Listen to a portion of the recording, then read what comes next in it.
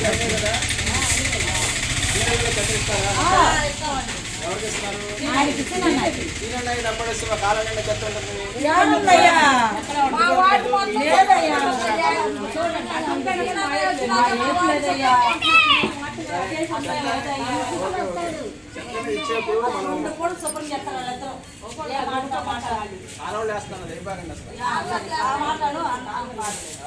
ఎంత చెత్త అయినా సరే పోగు పెట్టియండి.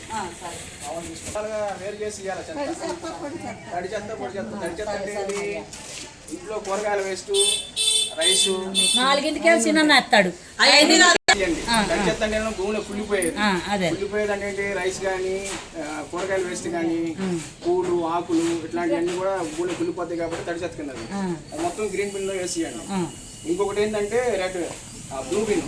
మీరు అట్లా ఇంటి దగ్గర సెపరేట్ చేసి మామూలుకి ఇస్తే మామూలు తీసుకుని సెపరేట్గా తీసుకుని ఈ తడి చెత్త మొత్తాన్ని కంపోస్ట్ చేస్తారు.